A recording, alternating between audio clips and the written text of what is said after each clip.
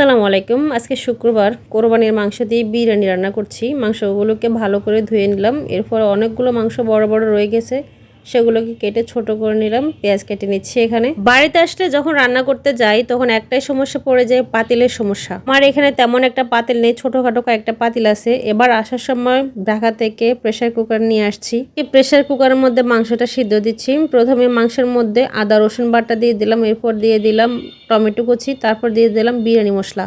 তার সাথে আমার বাসা বানানো কয়েকটা মশলা আবার অ্যাড করে দিচ্ছি। দিয়ে দিচ্ছি ধনিয়া জিরার গুঁড়া, এখন দেব মরিচের গুঁড়া, একে একে ধনিয়া জিরার গুঁড়া, গরম মশলার গুঁড়া, ভাজার জিরার গুঁড়া, সব মশলা আমি এখানে দিয়ে দিচ্ছি। এই মশলাগুলো আমি আসার সময় বাসা থেকে নিয়ে আসছি। আসার সময় আমি কোটা করে যে মশলাগুলো নিয়ে আসি, আবার যাওয়ার সময় সে কোটাগুলো আবার বাসায় নিয়ে চলে যাই। তা না হলে রেখে গেলে এগুলো অনেকটাই নষ্ট হয়ে যায়, পরে আর ব্যবহার করা যায় না। এখন গোটা গরম মশলাটা আমি দিয়ে দিচ্ছি এখানে। বিরিয়ানিটা কালারের জন্য আমি এখানে একটা কাশ্মীরি চিলি পাউডার দিয়ে দিলাম। বিরিয়ানি রান্নার সময় আমি সকল মশলাপাতি একসঙ্গে দিয়ে দিই। এক একজনের রান্নার ধরন এক এক রকম, আমি যেভাবে রান্না করি সেভাবে আপনাদের সাথে শেয়ার করছি। সকল মশলাপাতি দেয়া হয়ে গেলে এখন আমি হাত দিয়ে মাংসগুলো ভালো করে মেখে নেব, যাতে করে মাংসের সাথে মশলাগুলো ভালো করে মিশে যায়। বিরিয়ানিতে আজকে আমি সরিষার তেল ব্যবহার করব, তাই আগে থেকে সরিষার তেলটা আমি ফ্রাই প্যানে গরম করে নিয়েছি। এতে করে কাঁচা যে গন্ধ আছে সরিষার তেলে সেটা উঠে যায়। তেলটা এখানে দিয়ে দিচ্ছি, তারপর ঢাকনাটা লাগিয়ে কারেন্টের চুলায় বসায় দেব। মাংসটা হতে দাগ, এরই মধ্যে আমি চালটা মেপে নিচ্ছি। যে মগ দিয়ে আমি চালটা মেপে নিচ্ছি সেই মগে আমি পানি ব্যবহার করব। চালের দ্বিগুণ পানি দেব। মেপে পানি দিলে বিরিয়ানিটা একদম পারফেক্ট ভাবে হবে। আজকে আমি এখানে 1 প্যাকেট চালের সাথে 2.5 কেজি মাংস দিয়েছি। চালের সাথে মাংসটা বেশি হলে আমার কাছে একটু বেশি ভালো লাগে বিরিয়ানিটা। চালগুলোকে ভালো করে ধুয়ে আমি আধা ঘন্টা যাবত ভিজিয়ে রেখেছি।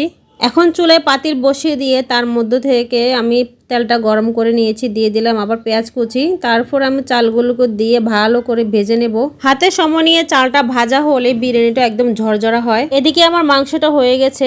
আমি মাংস থেকে যে ঝোলটা আছে সেটা আমি পোলাও চালের মধ্যে দিয়ে দিলাম।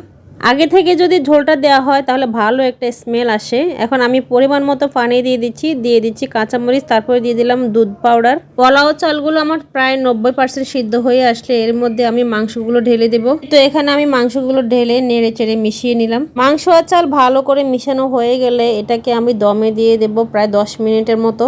দমে দিয়ে অপেক্ষা করব প্রায় 10 মিনিট। ছেলেমেয়েরা বসে গেছে বিরিয়ানি খাওয়ার জন্য, তারা পাগল হয়ে গেছে কখন বিরিয়ানি হবে তারা খাবে। ওদের জন্য বেশিরভাগ সময় আমি বিরিয়ানি রান্না করি। আমার হাতের তৈরি ঘরোয়া মশলা দিয়ে আমি সবসময় বিরিয়ানি রান্না করি। আমার বিরিয়ানিটা রান্না হয়ে গেছে, দেখুন কতটা ঝরঝরে হয়েছে বিরিয়ানিটা। এখন গরম গরম পরিবেশন করে নেব। ভিডিওটা ভালো লাগলে প্লিজ একটা লাইক, একটা কমেন্টস এবং একটা ফলো দিবেন। আপনাদের একটা লাইক, একটা ফলো আমাকে সামনের দিকে আরো ভালো ভালো ভিডিও বানাতে উৎসাহিত করবে। আজকের মতো এখানেই বিদায়। আল্লাহ হাফেজ।